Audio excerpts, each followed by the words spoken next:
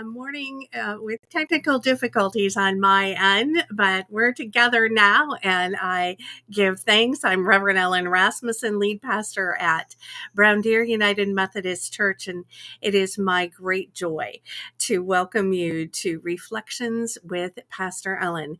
Today, we begin our new series, Faith in Community, which I felt, especially in light of the recent weeks, we needed to see a perspective of faith in the community. And today, we are looking at the parallel beginnings of the United Methodist Church and its predecessors and the USA. This weekend, it is celebration of the 4th of July weekend in the States, and it is a celebration of Canada Day, Friday through the weekend for our siblings north to us. And I thought it interesting that we take a look at how we began together. And I'm delighted to share with you two different videos from United Methodist Communications. The first one is one of my first introductions to video history of the United Methodist Church. And I first witnessed it in a confirmation curriculum.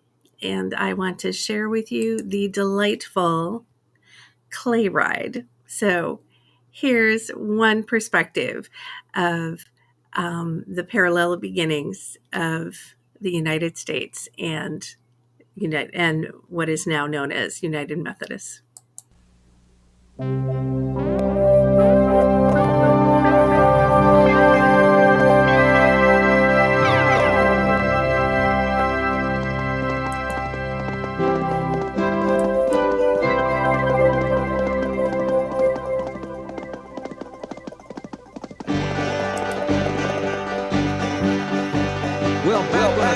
Very young, John Wesley said, there's a job to be done. Young Francis Asbury said, send me. So they put him on a boat, sailed across the seas. And he didn't know the Tea Party was brewing and the American Revolution was stewing. By the time that war was won, while brand new church just begun. Right here in the USA. Freeborn garrison rode for weeks all over the countryside, calling all the preachers to Baltimore for a Christmas concert. Asbury became a bishop, a new denomination was officially formed, and they called it the Methodist Episcopal Church. Well, there were three different groups in those early days, and they were going their own separate ways, started their own publishing houses, you see, to get the word out more effectively. There were Methodist, Episcopals, United Brethren too, and the Evangelical Association who would all get together on down the line. Howdy do. They just didn't know it right at the time. Well, the people was growing from shore to shore, and so were the Methodists, and what's more, they were traveling and preaching to the countryside, and all the ministers went on a circuit ride. Woo, that was tough. With rain, sleet, snow, horseback, you see. And when the weather got real bad, people used to say it was only fit for the pros and Methodist preachers. And the Spirit was moving in those early days, you know, camp meetings all over the place, churches started popping up everywhere. But the country growing like it did, there were problems too that couldn't be hid. Just look at the Indians in the situation, the government sent them to a reservation. Yeah, some Methodists didn't like that at all. They marched right along with them on the Trail of Tears out west. Now the nation wasn't even a century old when somebody yelled, California gold! Half the country went out west, including some of those Methodists. Of course, there were other folks already out there. I wonder what they thought. Now, the government was a democracy, and lay people said, that's the way it should be. In the church, everybody should have a say, but everybody didn't always see it that way. Then somebody else said, the land of the free got to do something about slavery. No sooner had they opened their mouth, war broke out from the north and south. There were Methodists on both sides. When it was all over, folks began to see all of God's children got to be free. That wasn't the end of it. Even today, the struggle goes on. Now the nation was drawn by leaps and bounds, and everywhere Methodists couldn't be found, they started missions, hospitals, colleges too. They went to India and China and Timbuktu. Now the age of the machine soon was here, and they were cities and factories far and near, and the Methodists saw there were workers in need, so they adopted themselves a social creed. An end to child labor. The right of workers to organize. One day of And the women kept on and made some more dates, and finally got to see the General Conference. And they worked real hard to get the right to vote and put up the first sale on the temperance vote. Well, been through like 200 years with war and gore, lots of tears, and some of those folks who split back then decided to get together again. Now we have our fuss and fight called United Methodist. Now ain't that something?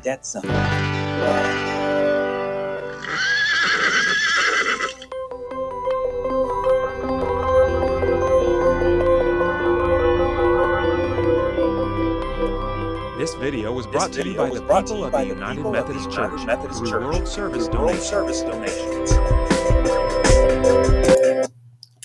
So Clayride takes us through, and we can see some of the parallels from the church in America to the development of America. And I think it would be safe to say that because of the revolution, because of the split from England, that was also propelling the call for a new denomination. So it birthed in America, spread as the country went west. So did the Methodist folks. We call them circuit riders, the clergy who would travel, often the first in a new area, to bring the word of Jesus and God as it was understood, how they were supposed to do it at that time. The good, the bad, and the ugly. As we went west, we failed to take into account the beautiful, beloved, cherished children of God already in residence. But we've done good things over the years, and we've done despicable things. But through it all, we continue to seek God's grace, ask for God's forgiveness, and strive to make a difference, to make reparations, to do not only things in the best manner, but to do the right things. I want to share with you a little bit more about the history from an updated perspective. This comes to us from the Wesley Brothers comic, and I hope you will. It's Wesley's Take the Web, mobile-friendly UMC history. Enjoy. Hey, brother, what are you up to? Taking it to the streets or screens. Submitting to be more vile. These days, it's viral. Trying to pick an Instagram name because you know the World Wide Web is my parish. Oh, that's easy. Bible Moth. You mean the nickname people used to call us at college because they thought we studied scripture too much? Yeah, that's right. Or sacramentarians, because we like to take communion frequently. Like that's a bad thing. Those early days of the movement were great. I love seeing the folks from the Holy Club on our Facebook page, and to see how far they spread the word past Oxford in England. To think, we started so many years ago, and our method of fasting and spiritual practices that gave us the name Methodist is still part of our identity. Going with Bible moths. Now for a good avatar. Hey brother, let's see how smart this phone is. I was plucked from the burning, and here's my burning question. Susanna, tell me about the United Methodist Church today. The United Methodist Church has nearly 7 million members in the U.S. and more than 5 million members in Africa, Asia, and Europe. Nice. Hosanna, how many United Methodist churches are there worldwide? In 2016, there were more than 44,000 churches across the globe. Okay, let's really stump us. Rihanna, what does the cross and the flame mean on all those church signs? The flame is a reminder of Pentecost. The two tongues represent the Evangelical United Brethren Church and the Methodist Church, which formed the United Methodist Church in 1968. I've got one. Mariah, what Methodist made history in music? Charles Wesley wrote more than 6,000 hymns. Among them, Hark the Herald Angels Sing and Christ the Lord is Risen Today. Ariana, could you sing a bit of it? Christ the Lord is risen today. Alleluia. We need to get our saddlebags in gear. I wish we could find a Twitter handle related to our roots. Remember that movie that showed how circuit riders helped spread the church across the United States? Mariana, play Clayride. Here's a clip from Clayride. Now we have Ah, yes. I like to think about how we fight, but we come together because we want the same things. How we worked to end slavery and support workers. How we included women and stood for social justice and cared for creation. Responded to disasters and worked for reconciliation when we hurt people of color. We went from being a holy club to being a global movement. And you can see some of our social holiness on social media. And whether we carry a phone or a flat bucket or a holy Bible, we can still be the hands and feet of Christ. And be part of a network that's stronger than any digital platform. True, brother. And we didn't even talk about all the pop-up recipes we could put on Pinterest. Maybe later, Charles.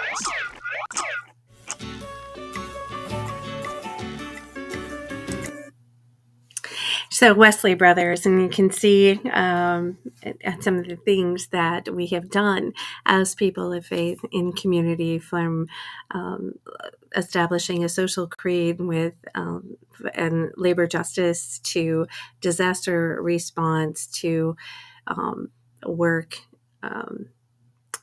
of equitable development for all people. Right.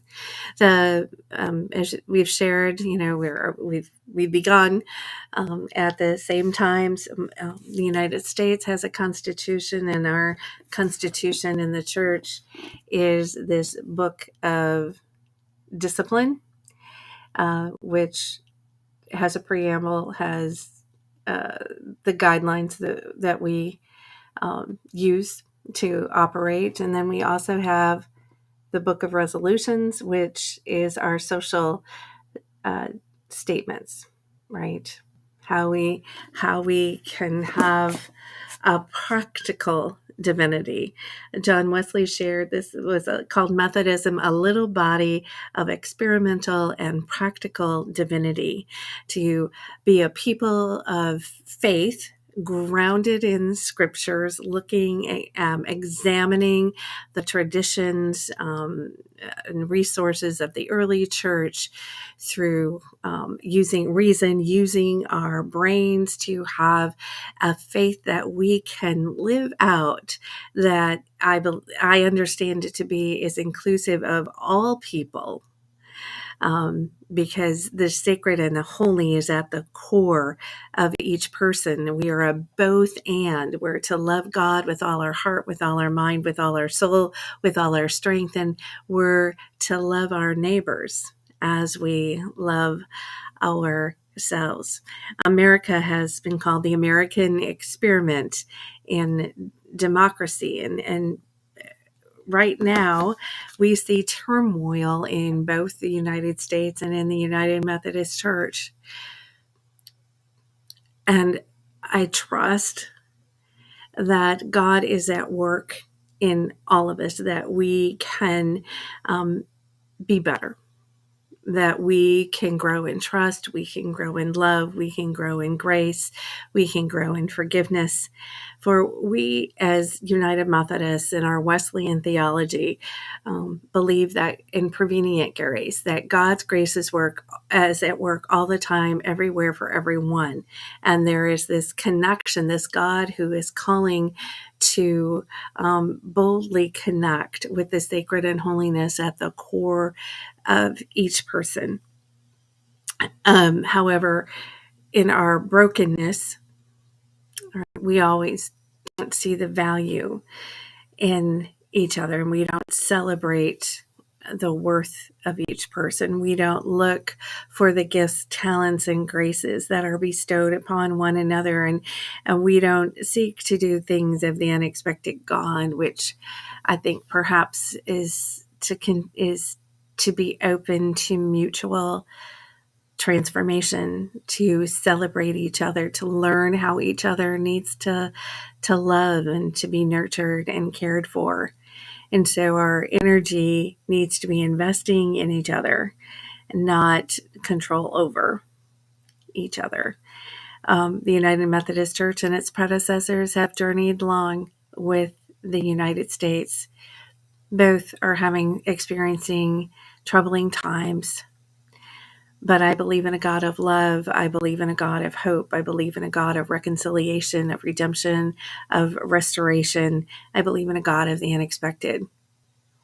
And if we can stay centered on God, if we can look out in the world through the lens of our hearts and see the sacred and the holiness at the core of each person, I do believe we can transform the world in love, and we can realize our mistakes, take corrective actions, and still together build beloved community.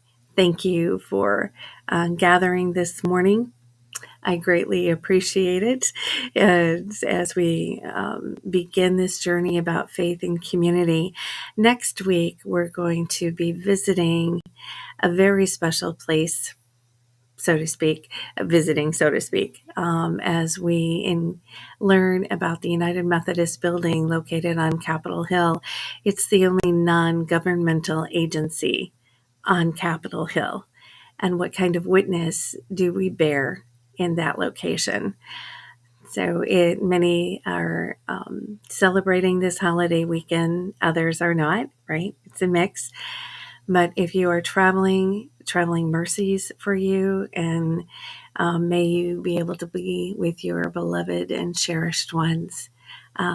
Blessings. Thank you for being here this morning. Thank you for your ongoing support of this ministry and the ministries of Brown Deer United Methodist Church, where we see God at work in the world, God breaking through, transforming lives one by one in incredible love and grace. If you'd like to support us financially, here's information.